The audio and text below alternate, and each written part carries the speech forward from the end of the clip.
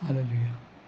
റോമാലേഖനം 5-ാം അധ്യായത്തിൻ്റെ 12 മുതലുള്ള വേദഭാഗങ്ങളിലെ പഠനങ്ങളാണ്. 4-ാമത്തെ ക്ലിപ്പാണ് നിങ്ങൾ കേട്ടുകൊണ്ടിരിക്കുന്നത്. പ്രിയ ദൈവമക്കളെ, ഈ വാക്യം ഒന്ന് ശ്രദ്ധിച്ച് കേട്ടെ.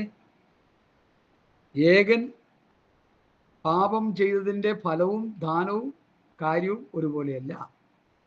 യേശുക്രിസ്തുവിനെയും യേശുക്രിസ്തുവാകുന്ന രണ്ടാമത്തെ ആദാവും അല്ലെങ്കിൽ ഒടുക്കത്തെ ആദാവും ഒന്നാമത്തെ ആദാവും അവരുടെ പ്രവൃത്തികളും അവരുടെ രീതികളും ഒരുപോലെയല്ല, വ്യത്യസ്തമുണ്ട്. അത് നമ്മൾ മനസ്സിലാക്കണം. ഏകൻ്റെ പാപം ശിക്ഷാവിധി കൽപ്പിപ്പാൻ ഹേതുവായി തീർന്നു. ആദാമിൻ്റെ കൽപ്പന ലംഘനം ദൈവത്തിൻ്റെ ശിക്ഷ മാനവജാതിയുടെ മേൽ വരുവാനിടയായി. അതാണ് ഏകമനുഷ്യനാൽ പാപവും പാപത്താൽ മരണവും എന്നുള്ള ശിക്ഷ. അതാണ് ഒരിക്കൽ മരണവും പിന്നെ ന്യായവിധിയും ദൈവം മനുഷ്യർക്ക് നിയമിച്ചിരിക്കുന്നു എന്ന ശിക്ഷ.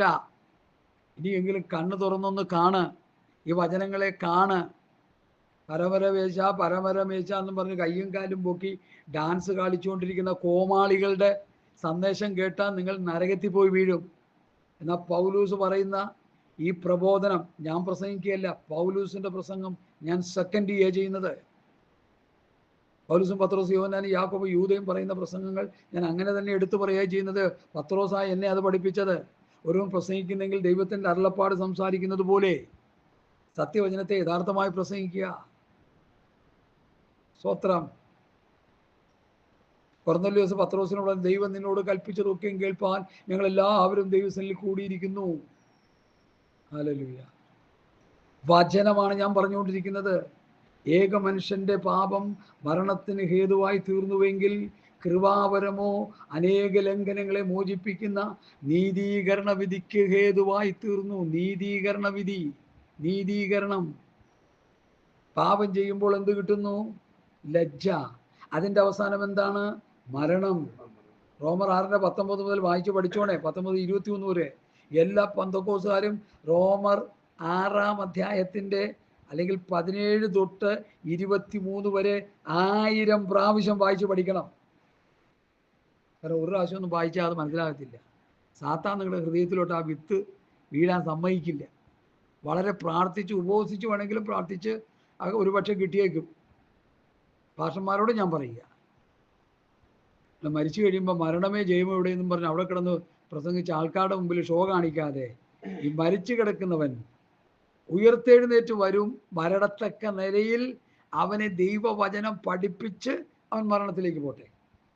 ഇതൊന്നും ചെയ്യാതെ നിങ്ങളവൻ്റെ തോത്രാശയം മേടിച്ച് തിന്ന് അവൻ മരിച്ചു കഴിയുമ്പോൾ മരണമേ ജയമോ എവിടെ, മരണമേ നിൻ്റെ വിഷമുള്ള എവിടെ, മരണത്തിൻ്റെ വിഷമുള്ള പാപം, പാപത്തിൻ്റെ ശക്തിനായ പ്രമാണം. അല്ല, പാപത്തിൻ്റെ ശക്തിനായ പ്രമാണം തെളിയിച്ചു കൊടുക്കുക. കൊല്ലുന്ന പ്രമാണം നീതിയുടെ പ്രമാണം അല്ലാതെ മരണത്തിൻ്റെ പ്രമാണം, കൊല്ലുന്ന പ്രമാണം. ഹല്ലേലൂയ. സ്തോത്രം. ഇരുട്ടിൻ്റെ പ്രമാണം, ശിക്ഷാവിധിയുടെ പ്രമാണം. അത് സഭകളിൽ വായിക്കുന്നത് നിർത്ത്. തിരുവനന്തപുരത്ത് ഒരു സഹോദരി എന്നോട് വട്ടമിടഞ്ഞു ഇത് പറഞ്ഞപ്പോൾ. ഞാൻ പറഞ്ഞു, എനിക്ക് നിങ്ങളോട് ദുഃഖമുണ്ടെന്ന് പറഞ്ഞു, എനിക്ക് നിങ്ങളെക്കുറിച്ച് വേദന ഉണ്ടെന്ന് പറഞ്ഞു. ഇതാ പൗലൂസിൻ്റെ പഠിപ്പിക്കൽ എന്താ എത്ര മനോഹരം. പാപം ചെയ്തതിൻ്റെ ഫലവും ദാനത്തിൻ്റെ ഫലവും ഒരുപോലെയല്ല. ഏകൻ്റെ പാപം ശിക്ഷാവിധി കൽപ്പിപ്പാൻ ഹേതുവായി തീർന്നു. കൃപാവരമോ അനേക ലംഘനങ്ങളെ മോചിപ്പിക്കുന്ന നീതീകരണ വിധിക്ക് ഹേതുവായി തീർന്നു. നീതീകരണം യേശുക്രിസ്തുവിൽ വിശ്വസിക്കുമ്പോൾ കിട്ടുന്നതാണ് നീതീകരണം. നീതീകരണം എന്താ? പാപത്തിന് വിധിക്കപ്പെട്ട് പ്രതിക്കൂട്ടിൽ കിടക്കുന്ന ഒരു വ്യക്തി യേശുക്രിസ്തുവിൽ വിശ്വസിക്കുമ്പോൾ പിതാവ് അവനെ നീതീകരിക്കുന്നു. അവൻ ചെയ്ത പാപത്തെ ക്ഷമിച്ച് അവനെ നീതിമാനായി എണ്ണുന്നു. That is justification. നീതീകരണം, വിശുദ്ധീകരണം, തേജസ്കരണം എന്ന് റോമാലേഖനത്തിലെ വിഷയങ്ങളെ പഠിപ്പിക്കാൻ ഇന്ന് പാസ്റ്റർമാരുണ്ടോ? ഇന്ന് ഭൂമിയിൽ ഉണ്ടോ? പഠിപ്പിക്കുന്നവരുണ്ട്, ഇല്ലെന്ന് ഞാൻ പറയുന്നില്ല, വളരെ ചുരുക്കം. വിശ്വാസികളുടെ പോക്കറ്റിൽ ഇരിക്കുന്ന കാശ് സ്തോത്രാഴ്ച പാത്രത്തിൽ ചാടിക്കാനുള്ള പഠിപ്പിക്കലും പാട്ടുവാ ഇന്ന് നടന്നുകൊണ്ടിരിക്കുന്ന മുഴുവൻ, നല്ലൊരു ശതമാനവും. Hallelujah, hallelujah. അതുകൊണ്ട് എന്നെ കേൾക്കുന്ന പ്രിയപ്പെട്ടവരെ, നീതീകരണം, വിശുദ്ധീകരണം, തേജസ്കരണം എന്നുള്ളത് ദൈവവചനത്തിൻ്റെ ശക്തമായൊരു പഠിപ്പിക്കലാണ്. അതിനെ ആർക്കും മറച്ചു വയ്ക്കാൻ പറ്റത്തില്ല. ആരെങ്കിലും അത് മറച്ചു വയ്ക്കുന്നെങ്കിൽ ദൈവത്തിനെ കാണിക്കുന്ന ഏറ്റവും വലിയ കുറ്റമാണ്. നീതീകരണം, ജസ്റ്റിഫിക്കേഷൻ, ജസ്റ്റിഫൈ, വിശുദ്ധീകരണം, ഹോളിനസ്, തേജസ്കരണം, ഗ്ലോറിഫൈ. ഈ 3 സബ്ജക്റ്റ് റോമാലേഖനം തരുന്ന പഠനമാണ്. മറ്റ് ലേഖനങ്ങളിലും ഇഷ്ടംപോലെ ഇതുണ്ട്.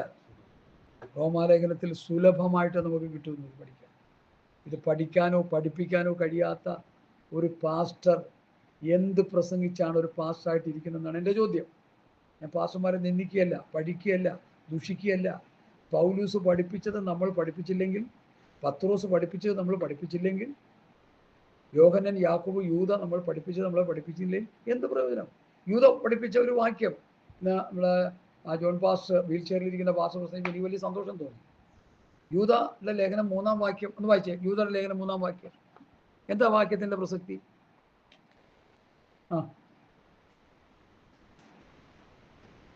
Hallelujah, hallelujah. യൂദയുടെ ലേഖനം 3-ാം വാക്യം.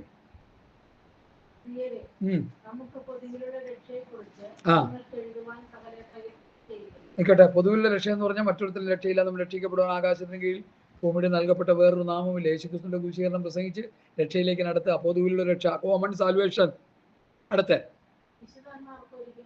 വിശുദ്ധന്മാർക്ക്, രക്ഷിക്കപ്പെട്ട് വന്ന സഭയിലെ വിശുദ്ധന്മാർക്ക് ഒരിക്കലായി പരമേൽപ്പിക്കപ്പെട്ട വിശ്വാസത്തിന് വേണ്ടി. അത് വിശ്വാസ പ്രമാണം, അത് ഡോക്ട്രിൻ, അത് ഉപദേശം. വിശ്വാസത്തിന് വേണ്ടി പോരാടണം. ആ പ്രമാണത്തിൽ വിശ്വാസികളെ നിലനിർത്താൻ പോരാടണം. വിശ്വാസത്തിന് വേണ്ടി പോരാടേണ്ടതിനെ പ്രബോധിപ്പിച്ചെഴുതുവാൻ ആവശ്യമെന്ന് എനിക്ക് തോന്നി. യൂദയ്ക്ക് കിട്ടിയ ഏറ്റവും വലിയ മഹത്തരമായ ഒരു വചന വെളിപ്പാടാണത്. എത്ര ഹിമാലയ പർവ്വതം പോലെ വലിയൊരു വെളിപ്പാടാണ് യൂദയ്ക്ക് കിട്ടിയത്. ഒരൊറ്റ ലേഖനമേ യൂദ എഴുതിയെങ്കിലും ഉൽപ്പത്തി മുതൽ വെളിപ്പാട് വരെ ആ ലേഖനത്തെ അപഗ്രഥിച്ച് പഠിച്ചാൽ നമുക്കതിൽ നിന്ന് പഠിക്കാൻ കഴിയും. നമുക്കൊരു ദിവസം ഒന്ന് പഠിക്കണം. ഒരു ഒരു ഒരു ഒരു 1 ഡേ സെമിനാർ വെച്ച് പഠിക്കണം, രാവിലെ തൊട്ട് വൈകുന്നേരം വരെ. അതിനെ തീരുള്ളൂ. അത് ഒന്നൊന്നുമല്ല, 2-3 ദിവസമൊക്കെ എടുത്ത് വേണമെങ്കിൽ പഠിക്കാം. അതുപോലെ കിട്ടത്തില്ല യൂദയുടെ പഠനം, ലേഖനത്തിലെ പഠനം. നുടഞ്ഞു വന്ന കള്ളസഹോദരന്മാർ ആത്മീയ വളർച്ച, നിങ്ങൾക്ക് തന്നെ ആത്മീയ വർധന വരുത്തുക. എന്തോ ഒരു പഠനമാണത്. സങ്കീർത്തനം വായിച്ച് ജനത്തെ ആത്മീയ അന്ധതയിലേക്ക് കൊണ്ടുപോകുന്ന പാസ്റ്റർമാർ എന്നെ കേൾക്കുന്നെങ്കിൽ നിങ്ങളുടെ യൂദയുടെ ലേഖനം എടുത്ത് വായിക്കും. വായിച്ചിട്ട് ആ ലേഖനത്തിലെ ഓരോ വാക്യങ്ങളും എടുത്ത് അവരെ പറഞ്ഞ് പഠിപ്പിച്ച് മനസ്സിലാക്കി കൊടുക്കുക. നമ്മൾ പത്രോസിനേക്കാളും യോഹന്നാനേക്കാളും യാക്കോബിനേക്കാളും എത്രയോ പ്രബുദ്ധരാണ് നമ്മൾ. ബൈബിൾ കോളേജിലൊക്കെ കയറി ഞെരങ്ങി എന്തോരം ജ്ഞാനമാണ് തലയെ കയറ്റി വെച്ചിരിക്കുന്നത്. അതെല്ലാം കൊണ്ടൊന്ന് തോട്ടിക്കളഞ്ഞിട്ട് പൗലോസ് പറയുന്ന പോലെയൊക്കെ ഞാൻ കർത്താവിൽ നിന്ന് പ്രാപിക്കുകയും നിങ്ങളെ ഏൽപ്പിച്ചു തരികയും ചെയ്തു. എന്തെന്നാൽ കർത്താവിൻ്റെ സന്നിധിയിലിരുന്ന് കർത്താവിൽ നിന്ന് പ്രാപിക്കെ. അറേബ്യൻ മരുഭൂമിയിൽ പൗലോസ് കർത്താവിൽ നിന്ന് പ്രാപിച്ചു. ഗലാത്യർ 1:11-12 വാക്യങ്ങളിൽ അത് കാണാൻ കഴിയും. ദൈവത്തിൻ്റെ വെളിപ്പാടിനാൽ പൗലോസ് അത് പ്രാപിച്ചാണ് ജനത്തിന് കൊടുക്കുന്നത്. ബൈബിൾ കോളേജിൽ പോയി കിടന്ന് CTH BTH മാസ്റ്റർ ബിരുദങ്ങളും എടുത്ത് ഞാൻ ഒരു പാസ്റ്റർ പറയാൻ എൻ്റെ അടുത്ത്, ഞാൻ മാസ്റ്റർ ബിരുദം എടുത്ത ആളാണ്. പിന്നെ വേറൊരാൾ പറഞ്ഞു ഞാൻ PhD എടുത്ത ആളാണ്. ഇങ്ങനെയൊക്കെ പറഞ്ഞു കഴിഞ്ഞപ്പോൾ ഞാൻ അങ്ങോട്ട് മറുപടി എന്തായിരിക്കും എൻ്റെ മറുപടി? കർത്താവ് വന്ന് സഭ എടുക്കാൻ പോവാ പാസ്റ്ററെ, ദൈവവചന പ്രകാരം ഒരുങ്ങിയിരുന്നാൽ നമുക്ക് പോകാം. PhD ഒന്നും അങ്ങോട്ട് കൊണ്ടുചെല്ലാൻ പറ്റില്ല. നമ്മൾ ക്രിസ്തുവിൽ തികഞ്ഞവരാകണ്ടേ? കൊലോസ്യ ലേഖനം 1-ാം അധ്യായത്തിൻ്റെ അവസാനത്തെ 2 വാക്യം ഒന്ന് വായിച്ചേ. പടയേന്ന് വായിച്ചേ, സമയം പോവാ, ചില മിനിറ്റുകളേ ഉള്ളൂ നമ്മുടെ മുമ്പിൽ. കൊലോസ്യ ലേഖനം 1-ന്റെ അവസാനത്തെ 2 വാക്യം. എല്ലാ പ്രസംഗത്തിലും അത് പറഞ്ഞാലും അധികം പറ്റല്ല.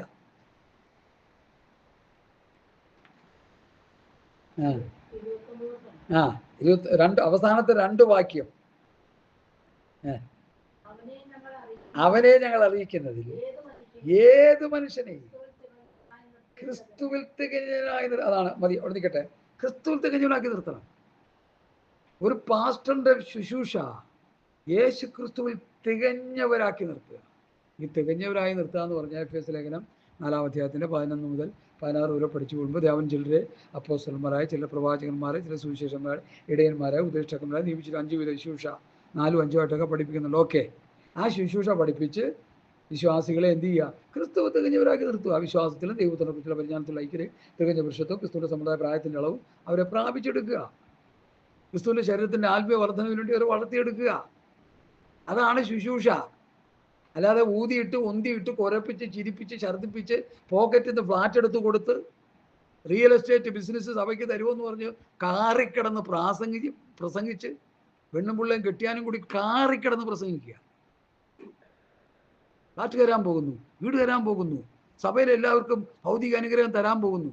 ഇതൊക്കെ പ്രാപിച്ചിട്ട് അങ്ങോട്ട് പോകാൻ പോവാ. ഞങ്ങൾ നരകത്തിൽ പോകാൻ പോവാ. എന്നാ പ്രാപിച്ചിട്ട് നരകത്തിൽ പോക്കോ.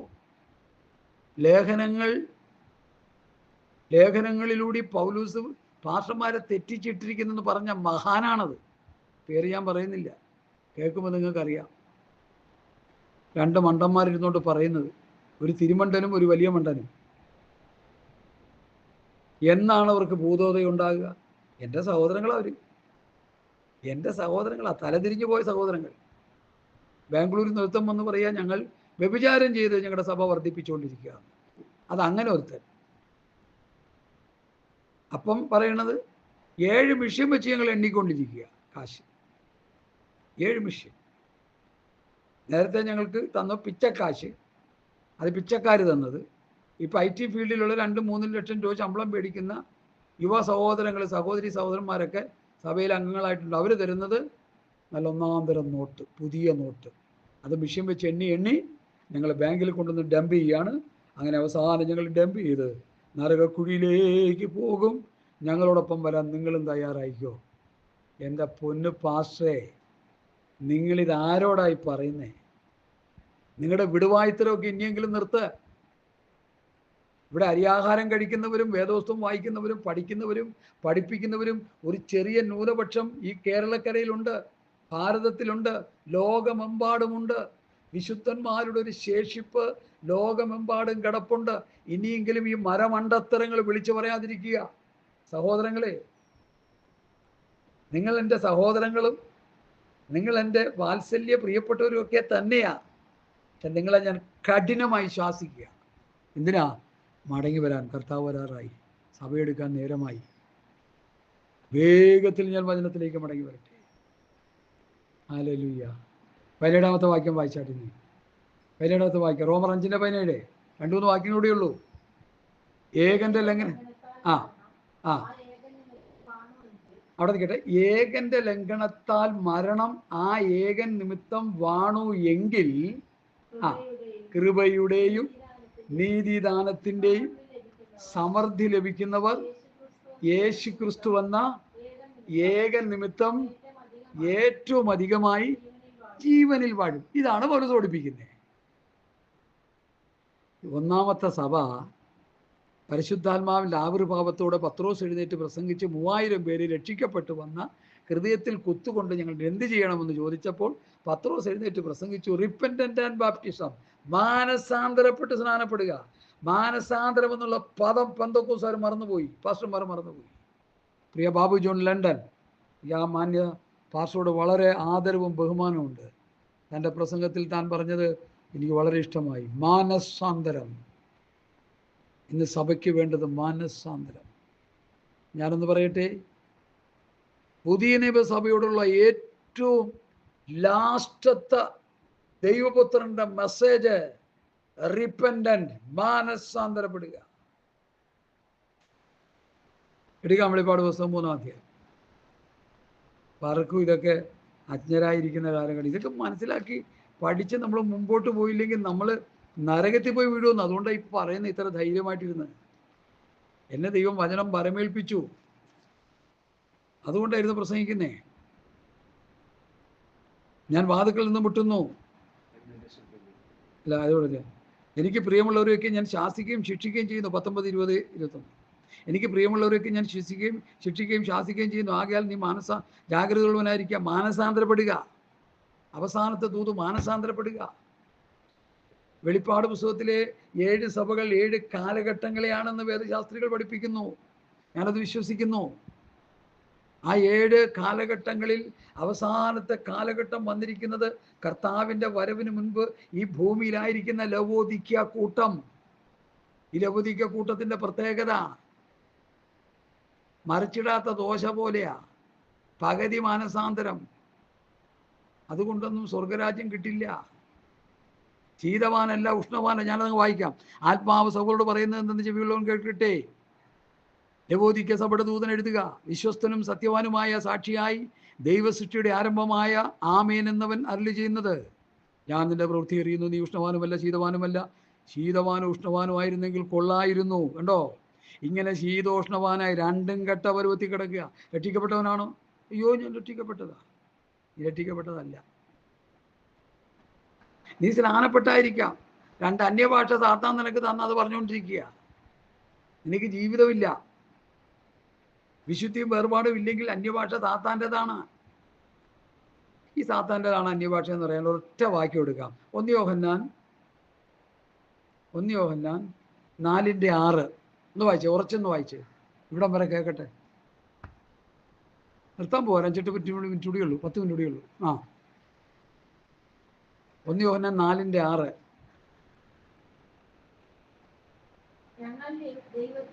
ഞങ്ങൾ ദൈവത്തിൽ നിന്നുള്ളവരാകുന്നു. ഞങ്ങൾ അപ്പോസ്തലന്മാരെ കുറിച്ച് അവർ പറയുന്ന ഞങ്ങൾ കർത്താവിൻ്റെ ശിഷ്യഗണങ്ങൾ കൂടെ നടന്ന് അപ്പം തിന്ന് കണ്ടു കേട്ടു തൊട്ടു നോക്കി. 1 യോഹന്നാൻ 1:1, 2, 3, 4 വാക്യത്തിൽ പറഞ്ഞിരിക്കുന്നത് ഞങ്ങൾ കണ്ടതും കേട്ടതും തൊട്ടതും നോക്കിയതുമായ ഞങ്ങൾ ഞങ്ങൾ ദൈവത്തിൽ നിന്നുള്ളവരാകുന്നു. ദൈവത്തിൽ നിന്നുള്ളവൻ ഞങ്ങളുടെ വാക്ക് കേൾക്കുന്നു. ദൈവത്തിൽ നിന്നല്ലാത്തവൻ ഞങ്ങളുടെ വാക്ക് കേൾക്കുന്നില്ല. സത്യത്തിൻ്റെ ആത്മാവ് ഏതെന്നും വഞ്ചനയുടെ ആത്മാവ് ഏതെന്നും ഇതിനാൽ അറിയാം. ഞങ്ങളുടെ വാക്ക് കേൾക്കുന്നതിനാലും ഞങ്ങളുടെ വാക്ക് കേൾക്കാത്തതിനാലും ഇതിനാൽ അറിയാം നിങ്ങൾ ദൈവത്തിൽ നിന്നുള്ളവരാണോ എന്ന്. അപ്പോസ്തലന്മാരുടെ ഉപദേശം തൃശ്ശൂരുള്ള ഒരു അച്ചായനോട് ഞാൻ പറഞ്ഞു. അച്ചായൻ പറയുക, ഞങ്ങൾക്ക് അതൊന്നും കേൾക്കണ്ട, ഞങ്ങൾക്ക് കർത്താവ് പറഞ്ഞത് കേട്ടാൽ മതി. എൻ്റെ പൊന്നച്ചായോ, കർത്താവ് പറഞ്ഞതാണ് അപ്പോസ്തലന്മാർ പറയുന്നത് മുഴുവൻ. നീ പ്രവാചകനായിരിക്കാം, ആത്മീകനായിരിക്കാം, ഞാൻ എഴുതുന്നത് ദൈവത്തിൻ്റെ കൽപ്പന. 1 യോഹന്നാൻ 14:37. പൗലൂസ് എഴുതുന്നത് കൽപ്പന, പത്രോസ് എഴുതുന്ന കൽപ്പന, യോഹന്നാൻ യാക്കോബ് യൂദ എഴുതുന്നവരെല്ലാം എഴുതുന്നത് കൽപ്പനയാ. ഈ തിരിച്ചറിവ് കിട്ടിയില്ലെങ്കിൽ ഒരു പ്രയോജനമില്ല. അച്ചായം കുഴഞ്ഞ് ഇനി എന്നാണ്, ബാക്കി ഞാൻ പറയുന്നില്ല. മനസ്സിലായോ? പേരും നാളൊന്നും ഞാൻ പറയുന്നില്ല, അതുകൊണ്ട് ആരാണെന്നൊന്നും നിങ്ങൾക്ക് ഊഹിച്ചെടുക്കാൻ പറ്റത്തുമില്ല. പേഴ്സണലായിട്ട് ചോദിച്ചാൽ ഞാൻ പറഞ്ഞുതരാം. അനുസരണം കെട്ട ഒരു അച്ചായനായിട്ട് എനിക്ക് അദ്ദേഹത്തെ കാണാൻ കഴിഞ്ഞു. ഞാൻ പറഞ്ഞു, ക്രിസ്തുവിൻ്റെ ഉപദേശത്തിനെതിരാണ് നിങ്ങൾ പറയുന്നത്. നിങ്ങളിൽ ഉപദേശത്തിനെതിരാ. അപ്പോൾ അപ്പോസ്തലന്മാരെ കുറിച്ച് കർത്താവ് പറഞ്ഞത് എന്താണെന്നറിയോ? നിങ്ങളെ തള്ളുന്നവൻ എന്നെ തള്ളുന്നവൻ അയച്ചവനെ തള്ളുന്നു. നിങ്ങളുടെ വാക്ക് കേൾക്കുന്നവൻ എൻ്റെ വാക്ക് കേൾക്കുന്നു, എൻ്റെ വാക്ക് എൻ്റെ അയച്ചൻ്റെ വാക്ക് കേൾക്കുന്നു. കാരണം പിതാവ് തെരഞ്ഞെടുത്ത് പുത്രന് കൊടുത്തതാണെന്ന് യോഹന്നാന്റെ സുവിശേഷം 17-ാം അധ്യായത്തിൻ്റെ പ്രാരംഭമാണ് വായിച്ചു വരുമ്പോൾ, നീ എനിക്ക് തന്നവർ നിനക്കുള്ളവരാകിയാൽ, നീ എനിക്ക് തന്ന വചനം ഞാൻ അവർക്ക് കൊടുത്തു. പിതാവ് പുത്രന് കൊടുത്ത ആദ്യം അപ്പോസ്തലന്മാർ, അവർക്കിപ്പോൾ ഡിഗ്രി ഇല്ല, അവർക്ക് MTH ഇല്ല, അവർക്ക് CTH ഇല്ല, അവർക്ക് മാസ്റ്റർ ബിരുദങ്ങളൊന്നുമില്ല. അവർക്ക് ആകെ കൂടി അറിയാവുന്ന മീൻ പിടിക്കാൻ അറിയാവുന്നവരാ. കാര്യമൊക്കെ ശരിയാ. പക്ഷെ കർത്താവ് അവരെ തെരഞ്ഞെടുത്തു. മഹാകവി സൈമൺ സാറ് പാടിയ പാട്ട് ഇപ്പോഴും പാടാൻ പോവുക. നീചരായി ഗണിച്ചിരുന്ന പേത്രനാദിയായ ധീവരരെ ശേഷി കൊണ്ട് അലങ്കരിച്ചു, പരം പ്രേഷണം ചെയ്തവനിയിൽ ഗുരുക്കളായി തീർത്തു. നീചരായി ഗണിച്ചിരുന്ന ലോകം മീൻ പിടിക്കുന്നവരെ നീചരായി ഗണിച്ചിരുന്നു. എന്നാൽ കർത്താവ് അവരെ തെരഞ്ഞെടുത്തു, ശേഷി കൊണ്ട് അലങ്കരിച്ചു, പരിശുദ്ധാത്മാവിൻ്റെ അഭിഷേകം അവരുടെ മേൽ പകർന്നു. ആത്മാശക്തിയോടുകൂടി പത്രോസ് എഴുന്നേറ്റ് പ്രസംഗിച്ചു, പുതിയ നിയമം സ്ഥാപിക്കപ്പെട്ടു. കർത്താവ് അതിനു മുമ്പ് പത്രോസിനോട് കർത്താവ് എന്താ പറഞ്ഞത്? സ്വർഗരാജ്യത്തിൻ്റെ താക്കോൽ ഞാൻ നിനക്ക് തരുന്നു. പത്രോസിന്റെ 1-ാം പ്രസംഗത്തിൽ സ്വർഗരാജ്യം തുറന്ന് 3000 എണ്ണത്തെ അതിൻ്റെ ഉള്ളിലോട്ട് കയറ്റി. സഹോദര, വായിച്ച് പഠിക്കേ. 3000 എണ്ണം ഒറ്റയടിക്ക് കയറി. അതിനുശേഷം പിന്നെ പ്രസംഗിച്ച് കർത്താവിൻ്റെ ശിഷ്യന്മാരെല്ലാം സ്വർഗരാജ്യത്തിലേക്ക് ആള് കയറ്റിക്കൊണ്ടിരുന്നു. ഇന്ന് സ്വർഗരാജ്യത്തേക്ക് ആള് കയറ്റലല്ല പണി, സുവിശേഷം പ്രസംഗിച്ച് കാശുണ്ടാക്കുക. ദ്രവ്യാഗ്രഹികളായ കർത്താവിൻ്റെ വേലക്കാരെന്ന് പറഞ്ഞു നടക്കുന്ന കപടഭക്തിക്കാരോട് ഇന്ന് പകൽക്കാലം ഞാൻ ആത്മാവിൽ എരിവോടെ വിളിച്ചു പറയുന്നു, സുവിശേഷം വിറ്റ് തിന്നാനുള്ളതല്ല, സുവിശേഷം വിറ്റ് കോടീശ്വരനാകാനുള്ളതല്ല, സുവിശേഷം വിറ്റ് BMW മണിമാളികളും പണിത് ഏക്കർ കണക്കിന് തോട്ടമുണ്ടാക്കി അവിടെ ഇവിടെയൊക്കെ സമ്പാദിച്ചിട്ടിട്ട് അവസാനം നീ നരകക്കുടിയിലേക്ക് പോകാനുള്ളതല്ല സഹോദര. നീ മടങ്ങി വാ. സുവിശേഷത്തിൽ എന്തുണ്ട്? ജീവനും അക്ഷയതയുമുണ്ട്. 2 തിമോഥെയോസ് 1:10. സുവിശേഷം കൊണ്ട് ജീവനും അക്ഷയതയും വെളിപ്പെടുത്തി എന്നാണ് കർത്താവിനെ കുറിച്ച് അവിടെ പറയുന്നത്. സുവിശേഷം വിറ്റ് തിന്നയല്ല ചെയ്യണ്ടേ. മനസ്സിലായോ? എനിക്ക് വലിയ ആത്മീക രോഷവും എനിക്ക് സങ്കടവും, ഞാൻ കരയുന്ന ആളാണ്. നിങ്ങൾക്കറിയാമോ, ഇന്നത്തെ പാസ്റ്റർമാരെ ഓർത്ത് ഞാൻ കരയുന്നു. ഇന്നലെ ഒരു സഹോദരിയോട് സംസാരിച്ചിട്ട് ആ സഹോദരി വെളിവ് കെട്ടുള്ള വർത്തമാനങ്ങൾ പറഞ്ഞപ്പോൾ ഞാൻ പറഞ്ഞു, സഹോദരി, നിന്നെ നടത്തുന്ന ശുശ്രൂഷകന്റെ ആ വിവരക്കേടാണ് നീ പറഞ്ഞുകൊണ്ടിരിക്കുന്നത്. ഈ വലിയ ദുഃഖം ഞാൻ കരയാനിടയായിരുന്നു. യെശയ്യാപ്രവചനം 53-ാം അധ്യായത്തിൻ്റെ 12-ാമത്തെ വാക്യം ഒന്ന് വായിച്ചു കൊടുത്തേ സഹോദരി. യെശയ്യാവ് 50 ഒന്ന് വായിച്ചേ സഹോദര. ഒത്തുകൊടുത്ത് വായിച്ചേ. ഞാൻ ഈ പറയുന്നതിൽ വല്ല കാര്യമുണ്ടോ എന്ന് നോക്കാം. യെശയ്യാപ്രവചനം 3-ാം അധ്യായം 3:53 ഞാൻ പറഞ്ഞത്. 12 എന്നല്ലേ പറഞ്ഞത്? ഹല്ലേലൂയ. എൻ്റെ ജനമോ കുട്ടികൾ അവരെ പീഡിപ്പിക്കുന്നു. കൊച്ചുകുട്ടികളെ, പെന്തക്കോസ്തുകാരുടെ കൊച്ചുകുട്ടികൾ അമ്മമാരെ പീഡിപ്പിച്ചുകൊണ്ടിരിക്കുകയായിരുന്നു. വയസ്സ് 5 ഉള്ളൂ. ചില സമയത്ത് ഞങ്ങളോട് ഇവിടെ കുഞ്ഞാവ് പറയണ വർത്താനം കേൾക്കുമ്പോൾ ഞാൻ ചുട്ട് അടി വെച്ച് കൊടുക്കും. കാരണം ചില ഭാഷകൾ പറയുന്നത് കേട്ടാ നമ്മളെ വേദനിപ്പിക്കുന്ന ഭാഷകൾ. അത് പ്രവചന നിവൃത്തിയാണ്. പെന്തക്കോസ്തുകാരുടെ കുട്ടികൾ മര്യാദ പഠിപ്പിച്ച് വിടുക, അല്ലെങ്കിൽ നിങ്ങളുടെ കഴുത്തിന് കത്തി അവർ തന്നെ വെക്കും. എനിക്കറിയാം ഒരു പെന്തക്കോസ്തുകാരി തള്ളടെ ഫോണിൽ ചാർജ് ചെയ്ത് കൊടുത്തില്ല എന്ന് പറഞ്ഞ്, സഹോദരൻ ഇങ്ങോട്ട് നോക്കേ, കത്തി എടുത്ത് ഇങ്ങനെ വരഞ്ഞുവിടെ. ഞാൻ യൂട്യൂബിൽ കണ്ടതേ കാണിച്ചു കൊടുത്താൽ ഞാൻ ഫോണിന് അഡിക്റ്റാവുക കുഞ്ഞുങ്ങൾ. ഞാനതിൽ നിന്ന് മാറ്റാൻ ശ്രമിക്കുമ്പോൾ അവർക്ക് ഫോൺ പിന്നെയും കൊടുക്കുക. അത് ചുട്ട അടി കൊടുത്തിട്ട് എടുത്ത് എഴുതടാ, പഠിക്കടാ, അതിയടാ ഇതിയടാന്ന് പറയണം. ഇല്ലെങ്കിൽ കത്തി വീഴും കഴുത്തിന്. കാരണം അവർ അഡിക്റ്റായി കഴിഞ്ഞ് അവർക്കിത് കിട്ടാതെ വരുമ്പോൾ അവർക്ക് ഭ്രാന്താവും. ഇന്നലെ ഒരു മാസം പറയണ്ട, ഒരു കുഞ്ഞ് പ്രസവിച്ച് വീഴുന്ന കുഞ്ഞിൻ്റെ മുന്നിൽ കയ്യിൽ 3 ഫോണാണെന്ന്. 3 ഫോൺ. കൊച്ചിൻ്റെ ദുഃഖം എന്താണെന്നറിയാമോ? നെറ്റിന് സ്പീഡില്ലാന്ന്, നെറ്റില്ലെന്ന്. എന്താ ഇതിൻ്റെയൊക്കെ അർത്ഥം? വളർന്നു വരുന്നുണ്ടല്ലോ ഒരു കുഞ്ഞിനെ. ഇന്നേത് കർത്താവിൻ്റെ കരങ്ങളിൽ കൊടുത്ത് പ്രാർത്ഥിച്ചോ, ഇല്ലെങ്കിൽ അതൊക്കെ നമ്മളെ കൊല്ലുന്ന കുഞ്ഞുങ്ങളായി മാറും. വല്ല ഹാമാസിലും ഹിസ്ബുള്ളയുടെ അടുക്കലൊക്കെ പോയി ചേരും. പറയുമ്പോൾ തലയിലോട്ട് കയറത്തില്ല. മനസ്സിലായോ? എൻ്റെ ജനമേ, കുഞ്ഞുങ്ങൾ അവരെ പീഡിപ്പിക്കുന്നു. അടുത്ത് സ്ത്രീകൾ അവരെ വാഴുന്നു. പെന്തക്കോസ്തുകാരുടെ കുടുംബത്തിൽ നല്ലൊരു ശതമാനം അച്ചായന്മാരെ ഭരിക്കുന്നത് അച്ചായത്തിമാരാ. ഈ വചനം കേട്ട് മാനസാന്തരപ്പെട്ടോണം. കാശ് നിനക്കായിരിക്കാം, നിൻ്റെ കയ്യിലായിരിക്കാം കൂടുതൽ ഇരിക്കുന്നത്. വിറ്റ് ദർദർക്ക് കൊടുക്ക്. അത് അനീതിയുള്ള മാമോനാ. ഭർത്താവിനേക്കാൾ കാശ് കൂടുതലുള്ള പെണ്ണുങ്ങൾ ഭർത്താവിനെ അനുസരിക്കുമോ സഹോദര? ഇവിടെ ഗൾഫിൽ നിന്ന് വന്നൊരു സഹോദരൻ വീട് വെച്ചപ്പോൾ ഞാൻ അവിടെ ചെന്നപ്പോൾ പെണ്ണും പിള്ള അവിടുത്തെ ഭർത്താവ്. കാരണം എന്താ, കോടികളുണ്ട്, ഏക്കർ കണക്കിനുണ്ട്. എന്നെ കേൾക്കുന്ന ആ പ്രിയപ്പെട്ടവരെ, ഞാൻ എന്തിനാ ഇത് വിളിച്ചു പറയുന്നത്? ഈ വചനത്തിൻ്റെ വെളിപ്പാടാണ് ഞാൻ പറയുന്നത്. കുട്ടികൾ അവരെ പീഡിപ്പിക്കുന്നു, സ്ത്രീകൾ അവരെ വാഴുന്നു. എൻ്റെ ജനമേ, നിന്നെ നടത്തുന്നവർ നിന്നെ തെറ്റിക്കുന്നു. ആര് തെറ്റിക്കുന്നു? പെന്തക്കോസ്ത് പാസ്റ്റർമാർ ജനത്തെ തെറ്റിച്ചുകൊണ്ടിരിക്കുകയെന്ന്. പത്യവചനം പത്യോപദേശം പ്രസംഗിച്ച്, ക്രിസ്തുവിൻ്റെ ഉപദേശം പ്രസംഗിച്ച്, കർത്താവിൻ്റെ വരവുകൊണ്ട് ജനത്തെ ഒരുക്കേണ്ട പാസ്റ്റർമാർ ജനത്തെ തെറ്റിച്ചുകൊണ്ടിരിക്കുന്നു. അതിനാണ് നിങ്ങൾ സ്വോത്രാഴ്ച, ദശാംശം, മനഃപൂർവ്വദാനം, ഏടാകൂടങ്ങളെല്ലാം കൊണ്ടുവന്ന് കൊടുക്കുന്നത്. ഇവിടെ ഒരു പാസ്റ്ററിന്, നിങ്ങളുടെ പട്ടണത്തിലുള്ള പേരും പ്രസ്ഥാനമൊന്നും ഞാൻ പറയുന്നില്ല, വിശ്വാസികളെല്ലാം കൂടി 1 കോടി രൂപ കൊടുത്തു നരകത്തിലേക്ക് കൊണ്ടുപോകാനായിട്ട്, സമ്മാനമായിട്ട്. 1 കോടി രൂപയുടെ കാറ്. പാസ്റ്റർ അത് കിട്ടിയപ്പോൾ സന്തോഷം. എന്താ ഈ കേൾക്കുന്നത്? പറയുന്ന മുഴുവൻ ദുരുപദേശം. ആ പ്രസ്ഥാനത്തിലൊരു അച്ചായനിപ്പോൾ ഞങ്ങളുടെ കൂടെ ഉണ്ട്. അതുകൊണ്ട് ഞാൻ കൂടുതൽ കാര്യങ്ങൾ മനസ്സിലാക്കിയത് പറയുക. ഞാൻ ആരെ എഴുത്തി കിട്ടാൻ പറയുകയല്ല. വചനമനുസരിച്ച് ജീവിച്ചില്ലെങ്കിൽ കർത്താവിൻ്റെ ഒരു കൈവിടപ്പെട്ടു പോയാൽ കോടാനുകോടി വർഷം യാതനാ സ്ഥലത്ത് കിടന്ന് പുഴുവരിക്കേണ്ടി വരും. അപ്പോൾ മനസ്സിലാക്കും. ആ ഒരു പാസ്റ്റർ എന്നെ പറഞ്ഞപ്പോൾ ഞാൻ പാസ്റ്ററിനെ വഴക്ക് പറഞ്ഞു, പാസ്റ്ററിനെതിരെ ഞാൻ പുലമ്പി, അത് ഞാൻ എടുക്കാത്തത് കൊണ്ടാണ് ഞാൻ ഇന്നിവിടെ വന്നതെന്ന് അന്ന് മനസ്സിലാക്കും. എന്നാൽ ഇപ്പോഴാകുന്നു സുപ്രസാദകാലം, ഇപ്പോഴാകുന്നു രക്ഷാദിവസം. എൻ്റെ ജനമേ, നിന്നെ നടത്തുന്നവർ നിന്നെ തെറ്റിക്കുന്നു, നീ നടക്കേണ്ടുന്ന വഴി അവർ നശിപ്പിക്കുന്നു.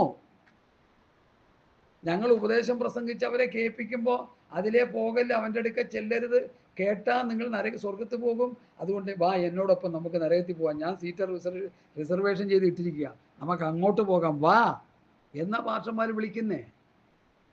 പൊക്കോ, ഇഷ്ടം പോലെ കൊണ്ട് കൊടുത്തോ, അർഹതയില്ലാത്ത ഒരു കാശും എനിക്ക് വേണ്ട. ഈ വചനം കേട്ടുകൊണ്ടിരിക്കുന്ന ആരെങ്കിലും എനിക്ക് എന്തെങ്കിലും അയച്ചു തന്നാൽ ഞാൻ മേടിക്കും, അല്ലാത്ത ആര് തന്നാലും വേണ്ടെന്നൊരു തീരുമാനം എനിക്കിപ്പോൾ. ഏതെങ്കിലും ഒരു വിശ്വാസികളെ വീട്ടിൽ ചെല്ലുമ്പോൾ കഴിയുമ്പോൾ വിശേഷങ്ങളൊക്കെ തിരക്കി പ്രാർത്ഥിക്കാൻ നേരത്ത് പോകാൻ നേരത്ത് സ്വോത്രാഴ്ച തന്നാൽ അത് മേടിച്ചിട്ട് ഞാൻ വേറെ ഇറങ്ങി കൊടുക്കും. എൻ്റെ കാര്യം എനിക്ക് വേണ്ട, കാരണം ഞാൻ അവരെ ഉപദേശം പറഞ്ഞ് നടത്തുന്നില്ല. പിന്നെ എന്തിനാ ഞാൻ മേടിക്കുന്നത്? ആടുകളുടെ പാലും ഉണ്ടല്ലേ, ആട് കുടിക്കുക, വല്ലവൻ്റെ പാൽ എനിക്കെന്തില്ല, വല്ല കന്നുകാലിയുടെ പാലും വേറെ എന്തെങ്കിലും വിഷത്തിൻ്റെ ഒക്കെ കാണാൻ എനിക്ക് വേണ്ടത്. ഹല്ലേലൂയ. അതുകൊണ്ട് എന്നെ കേൾക്കുന്ന പ്രിയപ്പെട്ടവരെ, ഇത് ആത്മീക സങ്കടം കൊണ്ടും വേദന കൊണ്ടും ദുഃഖം കൊണ്ടും കണ്ണീര് കൊണ്ടുമാണ് ഞാനിത് പറയാനായിട്ട് എന്നെ പ്രേരിപ്പിക്കുന്നത്. അല്ല ആരോടുമുള്ള പ്രതികാരിച്ചല്ല. പാസ്റ്റർമാർ ഉപദേശം പഠിപ്പിക്കുക, സഭയെ പഠിപ്പിക്കുക. വ്യാജന്മാരായ പാസ്റ്റർമാർ ഇന്ന് സഭയെ നയിർത്തുന്നുകൊണ്ട് കുട്ടികൾ അവരെ ഭരിക്കുന്നു, സ്ത്രീകൾ അവരെ വാഴുന്നു. എൻ്റെ ജനമേ, നിന്നെ നടത്തുന്നവർ നിന്നെ തെറ്റിക്കുന്നു, നടക്കേണ്ടുന്ന വഴി അവർ നശിപ്പിച്ചു കളയുന്നു. പ്രവചന പുസ്തകമല്ലേ ഈ യെശയ്യാവ്, യിരെമ്യാവ്, എഹെസ്കേൽ, ഹോശേയ മുതലുള്ള ദാനിയേൽ, ഹോശേയ മുതലുള്ള പ്രവചന പുസ്തകം നമുക്കും കൂടി ഉള്ളതാണ്. പുതിയ നിയമ സഭയ്ക്കുള്ളതാണിത്. ഇത് പ്രവചനങ്ങളാണ്. കർത്താവിൻ്റെ വരവ് വരെയും ഈ പ്രവചന പുസ്തകങ്ങൾ നമ്മൾ വായിക്കുകയും പഠിക്കുകയും ചെയ്യണം. ദാനിയേൽ പ്രവചനത്തിൽ നിന്ന് അടർത്തിയെടുത്ത് ചില ഭാഗങ്ങൾ ഞാൻ പഠിപ്പിച്ചുകൊണ്ടിരിക്കുന്നുണ്ട് 1000 ആണ്ട് വാഴ്ച. അത് കേൾക്കുന്നവർക്കായി സ്തോത്രം. ഞാൻ കൺക്ലൂഷനിലേക്ക് വരികയാണ്. ഇവിടെ എന്താ പറയുന്നത്? ഏകന്റെ ലംഘനത്താൽ ആ മരണം ഏകനിമിത്തമാണുവെങ്കിൽ കൃപയുടെയും നീതിദാനത്തിൻ്റെയും സമൃദ്ധി ആരിൽ നിന്നാണ് കിട്ടുന്നത്? യേശു ക്രിസ്തുവിൽ നിന്ന് നമുക്ക് കിട്ടുന്നു. കൃപയുടെയും നീതിദാനത്തിൻ്റെയും സമൃദ്ധമായ ഉറവയിൽ നിന്ന് യേശു ക്രിസ്തു നമുക്കത് തരികയാണ്. ആ യേശു ക്രിസ്തുവിൽ നിന്ന് ലഭിക്കുന്നത് കൊണ്ട് ആ യേശു ക്രിസ്തു എന്ന ഏകൻ നിമിത്തം ഏറ്റവും അധികം ജീവനിൽ വാഴും. ഇനി 18-ാം വാക്യം. ശിക്ഷാവിധി വന്നതുപോലെ ഏകനീതിയാൽ സകല മനുഷ്യർക്കും ജീവകാരണമായ നീതീകരണവും വന്നു. അങ്ങനെ ഏകലംഘനത്താൽ സകല മനുഷ്യർക്കും ശിക്ഷാവിധി വന്നതുപോലെ ആദാമിന്റെ പാപം ശിക്ഷ മേടിച്ചു കൂട്ടാൻ ലോകത്തിലെ സകല മനുഷ്യർക്കും ഇടയായി. അതിനെക്കുറിച്ച് അവിടെ പൗലൂസ് പറയുന്നത്. ഈ പൗലൂസ് പറയുന്നത് നമ്മൾ കേൾക്കണ സഹോദരങ്ങളെ. ദൈവസഭയുടെ അപ്പോസ്തലൻ പൗലൂസാ, ഞാനല്ല. ഇവിടെ ഒരു ഉപദേശിയും ദൈവസഭയുടെ അപ്പോസ്തലനാകണ്ട. ദൈവസഭയ്ക്ക് അപ്പോസ്തലന്മാരാക്കി വെച്ചിട്ടുണ്ട്. അവർ അപ്പോസ്തലന്മാരായി, പ്രവാചകന്മാരായി, സുവിശേഷന്മാരായി, ഇടയന്മാർ, ഉപദേഷ്ടാക്കന്മാരായി ദൈവം ആക്കി വെച്ചിട്ടുണ്ട്. അവർ പറയുന്ന പ്രസംഗിച്ച് അങ്ങോട്ട് നടത്തിയാൽ മതി. നീ കയറി അപ്പോസ്തലനാകാനൊന്നും പോണ്ട. അയ്യാമേ അപ്പോസ്തലൻ, ഞാൻ പറയുന്നത് യേശു കേൾക്കും, നിനക്ക് കിട്ടുന്ന ഭൗതികം ഞാൻ ബ്രേക്ക് ചെയ്യുക, ഒരു പോഴം വിളിച്ച് പറയുക. കഷണ്ടിയോട് കഷണ്ടി. അവൻ വെച്ചേക്കണ വിഗ് കണ്ട, വിഗ് മാറ്റിക്കഴിഞ്ഞാൽ പേക്കോലമാവൻ. ഇപ്പോൾ അവൻ സിനിമാ സ്റ്റാറിനെ പോലെ ഇരിക്കുക. എന്തിനാടോ ഈ വേഷം കെട്ട്? ആരെ കാണിക്കാനാ? ആരെ കാണിക്കാനാ? ഇന്നലെ നവാസ് എന്ന് പറഞ്ഞ മനുഷ്യൻ മരിച്ചപ്പോൾ സുന്ദരന്മാർ കിടന്ന് പിടിച്ച് കാറി കൂകി കരയുന്നു. അവര് എന്തിനാ കരയുന്നതെന്നറിയോ? ഞങ്ങളുടെ പ്രിയപ്പെട്ടവൻ പോയി മരണത്തിലേക്ക് വഴുതി വീണു, അതുപോലെ നീയും ഞാനും ഒക്കെ മരിക്കും. ഈ കിട്ടുന്ന ആയുസ് ആൾക്കാരെ പറ്റിച്ച് അവരുടെ പണം വാങ്ങി കോടികൾ സ്വരൂപിച്ച് ഓളുണ്ടാക്കി ബാക്കി കാശ് വീട്ടിൽ കൊണ്ടുവിട്ടിരുന്ന അച്ചിമാര്, നിങ്ങളൊക്കെ പോകുന്നിടത്തൊക്കെ അച്ചിമാരവർ. ഇവരെക്കുറിച്ച് അങ്ങനെ പറയുന്നത്. എവിടെ ക്രൂസർ നടത്തിയാലും അവിടെ ഒരു അച്ചി ഉണ്ടാവും. ശരിയാണ്, കാശല്ലേ കിട്ടുന്നത്. മദ്യപാനവും വ്യഭിചാരവും അങ്ങനെ വേണ്ടുന്ന എല്ലാ പാപങ്ങളിലും മുഴുകി നടക്കുന്ന ഒട്ടനവധി പാസ്റ്റർമാരുണ്ട്. എല്ലാവരെ കുറിച്ചല്ല ഞാൻ പറയുന്നത്. അനേക പ്രിയപ്പെട്ടവരുണ്ട്. ഈ ആത്മീയഗോളത്തിൽ പുഴുക്കുത്തി പിടിച്ച ഒത്തിരി പേരുണ്ട്. അവർ കാരണം ജനകോടികൾ നരകത്തിൽ പോയിക്കൊണ്ടിരിക്കുക. ആ വേദന അയവിറക്കിക്കൊണ്ടാണ് ഞാൻ ഈ പറയുന്നേ. ഹല്ലേലൂയ. എനിക്ക് വലിയ വേദനയുണ്ട്, എനിക്ക് വലിയ നോവുണ്ട് ഹൃദയത്തിൽ, എനിക്ക് വലിയ സങ്കടമുണ്ട്. ഞാൻ മാന്യമായി ജോലി ചെയ്തുകൊണ്ടിരുന്നപ്പോൾ എന്നെ കർത്താവ് വിളിച്ചിട്ട് പറഞ്ഞു, ബാ എൻ്റെ വേല ചെയ്യും, എൻ്റെ വചനം പ്രസംഗിക്കുക. ഞാൻ ചോദിച്ചു, ഒരുവൻ വീണ ഉപദേശിൻ്റെ മേത്തോട്ടാ വീട്, അതുപോലെ ഉപദേശിച്ച് അവരെ വിരികി കിടക്കുക. പിന്നെ ഞാൻ എന്നെ വേല ചെയ്യാനാ? അല്ല, എൻ്റെ വചനം പ്രസംഗിക്കാൻ, പത്യവചനം പ്രസംഗിക്കാൻ. പ്രിയ ബാബു ജോൺ വീൽ ചെയറിലിരുന്ന് പത്യവചനം പ്രസംഗിക്കുന്നു. കേട്ട് പഠിച്ചോ, സ്വർഗത്തേക്ക് പോകാൻ ഉള്ള വഴിയാണ് ആ മാന്യ മനുഷ്യൻ ഞാനും കേട്ട് പഠിച്ചുകൊണ്ടിരിക്കുക. ഒത്തിരി കാര്യങ്ങൾ ഞാൻ ആ ദേവദാസനിൽ പഠിക്കുക. എനിക്ക് അറിഞ്ഞൂടാത്ത കാര്യങ്ങൾ ഒത്തിരി അദ്ദേഹം പറയുന്നുണ്ട്. എനിക്ക് സന്തോഷമേ ഉള്ളൂ.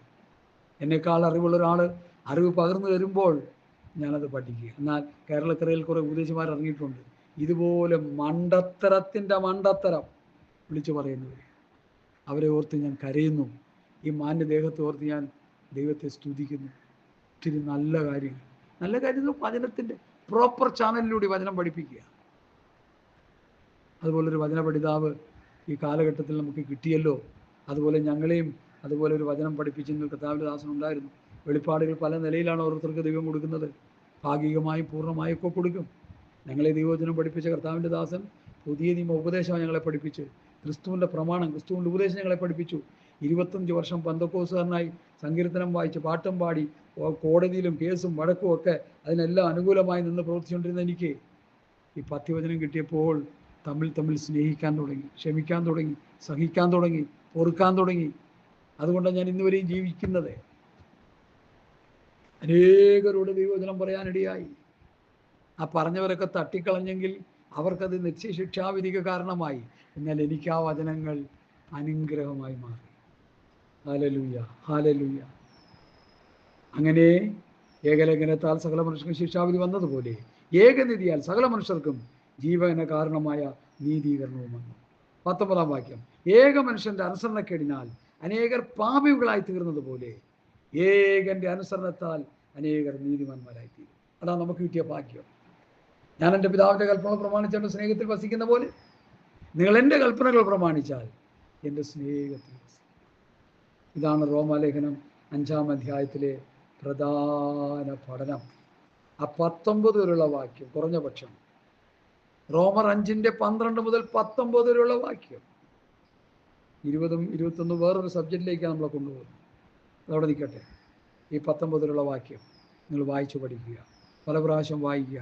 ഞാൻ 1000 പ്രാവശ്യം എന്നൊക്കെ പറഞ്ഞാൽ ഞാനൊരു സന്തോഷത്തിന് പറഞ്ഞതേ ഉള്ളൂ. നിങ്ങൾ ഈ പറഞ്ഞോട്ട് മൂത്രമൊഴിക്കാൻ പോലും സമയമില്ലാത്ത സഹോദരന്മാരാണ് പലരും. കമ്പ്യൂട്ടറിൻ്റെ മുമ്പിൽ നിറങ്ങാൻ പറ്റാത്ത സഹോദരന്മാരാണ്. കുടുംബകാര്യം നോക്കി കുടഞ്ഞു കിടക്കുന്ന സഹോദരന്മാരാണ്. നിങ്ങൾക്കൊന്നും പുസ്തകം വായിക്കാനുള്ള നേരവുമില്ല, പ്രാർത്ഥിക്കാനുള്ള നേരമില്ല. കണ്ട ഉപദേശിമാർ നിങ്ങളെ തെറ്റിച്ച് നരകത്തിൽ കൊണ്ടുപോയിക്കൊണ്ടിരിക്കുക. അതുകൊണ്ടൊരു കുഞ്ഞു ഉപദേശി ഇവിടെ ഇരുന്നുകൊണ്ട് പറയുക, ഇതൊന്ന് വായിച്ച് പഠിക്കേ.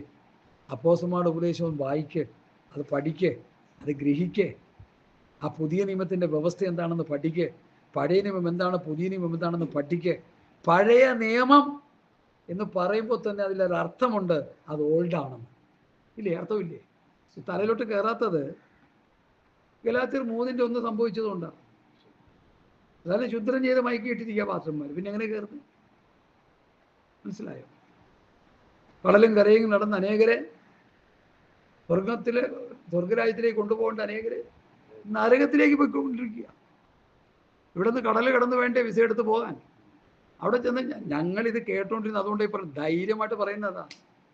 ഞങ്ങളുടെ അവിടെ വന്ന ഉപദേശിമാർ നല്ലൊരു ശതമാനം കാശുണ്ടാക്കാൻ വന്ന, ഞങ്ങളെ നന്നാക്കാൻ വന്നതല്ല. അന്ന് എനിക്കത് അറിയാതെ പോയത് അവരുടെയൊക്കെ ഭാഗ്യം. ഇല്ലെങ്കിൽ ഞാൻ അവരെയൊക്കെ അവിടെ ഇട്ട് കശാപ്പ് ചെയ്ത് തന്നെ. എനിക്ക് ഉപദേശിമാരോട് വലിയ സ്നേഹമാണ്. വചനം തെറ്റിച്ച് പറയുമ്പോൾ അവരോട് എനിക്ക് സഹിക്കാൻ പറ്റത്തില്ല. ഞാൻ അവരെ വിടത്തില്ല. ഞാനവരെ കശാപ്പ് ചെയ്യും പിടിച്ച്. അത് അവരോടുള്ള ദേഷ്യം കൊണ്ടോ പിണക്കുകൊണ്ടോ അല്ല. അവരുടെ ആത്മാവിൻ്റെ രക്ഷ പരുങ്ങലിലാണ്. അവരാൽ ഉപദേശം നടത്തപ്പെടുന്നവർ പരുങ്ങലിലാണ്. അതുകൊണ്ട് പ്രിയമുള്ളവരെ, യോബിൻ്റെ പുസ്തകത്തിലെ ഒരു വാക്യം എൻ്റെ ഹൃദയത്തിൽ വന്നു. ഞാനത് നിങ്ങളെ ഒന്ന് വായിച്ച് കേൾപ്പിച്ചോട്ടെ. അത് ഭയങ്കര വാക്യമാണ്. അത് വായിച്ച് ഞാൻ സ്വത്രം വേദനപ്പെടാനിടയായിപ്പോയി, സങ്കടപ്പെടാനിടയായിപ്പോയി. കാരണം മരണാനന്തര ജീവിതത്തെക്കുറിച്ച് യോബ് പറയുന്ന കാര്യങ്ങൾ വായിച്ചപ്പോൾ എനിക്ക് വലിയ സങ്കടം തോന്നി. ഒരു വൃക്ഷമായാൽ അതിന് പ്രത്യാശയുണ്ട്, അതിനെ വെട്ടിയാൽ പിന്നെയും പൊട്ടിക്കിളർക്കും, അത് അതിൻ്റെ ഇളം കൊമ്പുകൾ വിടരാതിരിക്കുകയില്ല. അതിൻ്റെ വേർ നിലത്ത് പഴകിയാലും അതിനെ കുറ്റി മണ്ണിൽ കെട്ടുപോയാലും വെള്ളത്തിൻ്റെ ഗന്ധം കൊണ്ട് അത് കിളിർക്കും. ഒരു തൈ പോലെ തളർവിടും. പുരുഷനോ മരിച്ചാൽ ദ്രവിച്ചു പോകും. മനുഷ്യൻ പ്രാണൻ വിട്ടാൽ പിന്നെ അവൻ എവിടെ? സമുദ്രത്തിൽ വെള്ളം പൊയ്പോകുന്നത് പോലെയും ആറുപറ്റി ഉണങ്ങിപ്പോകുന്നത് പോലെയും മനുഷ്യൻ കിടന്നിട്ട് എഴുന്നേൽക്കുന്നില്ല. ആകാശം ഇല്ലാതാകും വരെ അവൻ ഉണരുന്നില്ല, ഉറക്കത്തിൽ നിന്ന് ജാഗരിക്കുന്നതുമില്ല. നീ എന്നെ പാതാളത്തിൽ മറച്ചു വയ്ക്കുകയും നിന്റെ കോപം കഴിയോളെ എന്നെ ഒളിപ്പിക്കുകയും എനിക്കൊരു അവധി നിശ്ചയിച്ച് എന്നെ ഓർക്കുകയും ചെയ്തിരുന്നെങ്കിൽ കൊള്ളായിരുന്നു. മനുഷ്യൻ മരിച്ചാൽ വീണ്ടും ജീവിക്കുമോ? തീർച്ചയായിട്ടും ജീവിക്കും. ദൈവത്തിൻ്റെ സൃഷ്ടിയായ മണിമകുടമായ മനുഷ്യൻ മരിച്ചു പോയാൽ ജീവിക്കും. ഒരിക്കൽ മരണവും പിന്നെ ന്യായവിധിയും ദൈവം മനുഷ്യർക്ക് നിയമിച്ചിരിക്കുന്നു. അതുകൊണ്ട് മനുഷ്യൻ ജീവിക്കും. എവിടെ ജീവിക്കും? ക്രിസ്തുവിൽ മരിച്ചവർ കർത്താവിനൊപ്പം സ്വർഗത്തിൽ ജീവിക്കും. ക്രിസ്തുവിനെ കൂടാതെ മരിച്ചവർ യാതനാ സ്ഥലത്ത് അവർ കഴിയേണ്ടി വരും. ആ കൊടിയ വേദന, ഈ നവാസ് എന്ന് പറഞ്ഞ ആ സിനിമാ നടൻ മരിച്ചപ്പോൾ ആ വേദന കണ്ട് എൻ്റെ ഹൃദയം വിങ്ങിപ്പൊട്ടാനിടയായി. അവരെല്ലാം സിനിമാ സ്റ്റാറുകളാണ്, സൗന്ദര്യധാമങ്ങളാണ്. അവരുടെ സൗന്ദര്യങ്ങളെല്ലാം കരുവാളിക്കുന്നൊരു സമയമുണ്ട്. അവരുടെ സൗന്ദര്യങ്ങളെല്ലാം ദൈവം നശിപ്പിക്കുന്നൊരു സമയമുണ്ട്. അവർ നരകാഗ്നിയിൽ കിടന്ന് അയ്യോ അയ്യോ അയ്യോ എന്ന് വിളിക്കുന്നൊരു സമയമുണ്ട്. അതുകൊണ്ടാണ് ഞാൻ ഇന്നത്തെ സകല മനുഷ്യരോടും പറയുന്നത്, നമുക്കൊരു ഗോൾ ഉണ്ടായിരിക്കണം, നമുക്കൊരു ലക്ഷ്യമുണ്ടായിരിക്കണം. മരണാനന്തരം ക്രിസ്തുവിനോടൊപ്പമായിരിക്കും എന്നുള്ളത്. ഹേ മരണമേ നിന്റെ ജയം എവിടെ? ഹേ മരണമേ നിന്റെ വിഷമുള്ള എവിടെ? മരണത്തിൻ്റെ വിഷമുള്ള പാപത്തിൻ്റെ ശക്തി ന്യായപ്രമാണമെന്ന് പ്രസംഗിച്ച് അവരെ കേൾപ്പിച്ചിട്ട് അവരെ ഉപദേശം പഠിപ്പിക്കാതെ അവരെ പറഞ്ഞു വിട്ടാൽ പാപത്തെ സ്വാതന്ത്ര്യം പ്രാപിക്കുന്നത് എങ്ങനെയാണ്? നിങ്ങളെ പഠിപ്പിച്ച ഉപദേശ രൂപം ഹൃദയപൂർവ്വം അനുസരിച്ച് പാപത്തെ സ്വാതന്ത്ര്യം പ്രാപിച്ച് നീതിക്ക് ദാസനായി. നീതിക്ക് ദാസനാകുന്ന നമ്മുടെ ദൈവത്തിൻ്റെ ദാസൻ, അവരാണ് ദൈവത്തിൻ്റെ മക്കൾ. അതിന് ഉപദേശം പഠിക്കണം. റോമസഭയെ പഠിപ്പിച്ചു, റോമസഭ പഠിച്ചു. പാസ്റ്റർമാരെ നമ്മൾക്ക് ഉപദേശം പഠിപ്പിക്കാം, സഭയെ പഠിപ്പിക്കാം. വിശ്വാസികളെ നിങ്ങളുടെ പാസ്റ്റർമാർ പഠിപ്പിക്കുന്നില്ലെങ്കിൽ നിങ്ങൾ വായിച്ചു പഠിക്കേ. നിങ്ങൾ ഈ കേൾക്കുന്ന പ്രസംഗങ്ങൾ മറ്റുള്ളവർക്ക് ഷെയർ ചെയ്യേ. എല്ലാ വിശ്വാസികൾക്കും ഷെയർ ചെയ്യേ. അവരിത് കേൾക്കട്ടെ, അവരിത് കേട്ട് പഠിച്ച് നിത്യതയ്ക്ക് വേണ്ടി ഒരുങ്ങട്ടെ. അപ്പോൾ സ്വർഗത്തിൽ ചെല്ലുമ്പോൾ നിങ്ങൾക്ക് അതിനുള്ള പ്രതിഫലം കർത്താവ് തരും. എന്നെ ദൈവമാക്കി വെച്ചിരിക്കുന്നത് ഈ പത്യോപദേശം പ്രസംഗിക്കാനാണ്. എന്നേക്കാൾ ശക്തമായി പ്രസംഗിക്കുന്ന അനേക പാസ്റ്റർമാരെ ഞാൻ കണ്ടിട്ടുണ്ട്. എനിക്ക് അവരോട് ബഹുമാനവും സ്നേഹവും ആദരവുമാണ്. ഞാൻ അവരിൽ നിന്നും പഠിച്ചുകൊണ്ടിരിക്കുക. അതുകൊണ്ട് നമുക്ക് ഒരുമിച്ച് ദൈവവചനം പഠിച്ച് അതനുസരിച്ച് ജീവിച്ച് നിത്യതയ്ക്ക് വേണ്ടി ഒരുങ്ങാം. അതിനായിട്ട് ഈ റോമാലേഖനം 5-ാം അധ്യായത്തിൻ്റെ ഈ പഠനങ്ങൾ നമുക്ക് പ്രയോജനമായി ഭവിക്കട്ടെ എന്ന് പറഞ്ഞുകൊണ്ട് എൻ്റെ വാക്കുകളെ ചുരുക്കുന്നു. കർത്താവ് ഈ വചനങ്ങളാൽ നമ്മെ അനുഗ്രഹിക്കട്ടെ. ആമേൻ ആമേൻ ആമേൻ ആമേൻ ആമേൻ ആമേൻ. പ്രാർത്ഥിച്ചാട്ടു. ഹല്ലേലൂയ ഹല്ലേലൂയ. സത്യം ദേവദാസന് കേൾക്കുവാൻ സുഖദ്ര ദൈവം നൽകി കൃപക്കാശ് വചനം കർത്താവികരമായി ഞങ്ങളുടെ ഹൃദയത്തിൽ പതിനമേ. വചനം കേട്ടവരെല്ലാം ഈ വചനത്തെ ഏറ്റെടുക്കുവാൻ സാധ്യത ഒരുക്കപ്പെടുവാൻ നല്ല വചനം പരിശുദ്ധാത്മാവിൽ കൂടി ദേവദാസൻ കൂടി കേൾക്കുവാൻ സുഖദ്ര ദൈവം നൽകിയ ഭാഗ്യത്തിനായ നല്ലൊരു കൂട്ടായ്മ കടന്നു വരുവാൻ ദൈവം സഹായിച്ചത്. ഈ ആത്മീയ കൂട്ടായ്മ ഞങ്ങൾ നിലനിന്ന് ജീവിക്കുവാൻ കർത്താവിന്റെ വരവിൽ ഒരുക്കപ്പെടുവാൻ പ്രാർത്ഥിക്കുന്നു. പ്രാർത്ഥിച്ച എല്ലാ വിഷയങ്ങൾക്കാണ് നന്ദി പറയുന്നത് യേശുവിന്റെ നാമത്തിൽ തന്നെ. നമ്മുടെ പ്രാർത്ഥനയായി സ്തോത്രം ചെയ്യാം. കർത്താവ് തന്ന വചനങ്ങൾക്കായി സ്തോത്രം ചെയ്യാം. പിതാവാം ദൈവത്തിന്റെ സ്നേഹവും യേശുക്രിസ്തുവിന്റെ കൃപയും നമ്മെ ആശ്വസിപ്പിച്ച് വഴിനടന്ന പരിശുദ്ധാത്മാവിന്റെ സംസർഗം കാവലും കൂട്ടായ്മ നമ്മോടും നാം പ്രാർത്ഥിച്ച വിഷയങ്ങളോടും ഭൂലോകത്തുള്ള സകല വിശുദ്ധന്മാരോടും കർത്താവിന്റെ വരവ് രീതികളിലേക്ക് ഉണ്ടായിരിക്കുമാറാകട്ടെ. യേശുക്രിസ്തു മുഖാന്തരം ചെയ്യുന്ന ദൈവത്തിന് സ്തോത്രം. ഹല്ലേലൂയ ഹല്ലേലൂയ ഹല്ലേലൂയ. ആമേൻ. കർത്താവായ യേശുവേ വേഗം വരണമേ. കർത്താവിന്റെ ദിവ്യ സമാധാനം നമ്മോടുകൂടി ഇരിക്കട്ടെ. ആമേൻ ആമേൻ ആമേൻ ആമേൻ ആമേൻ.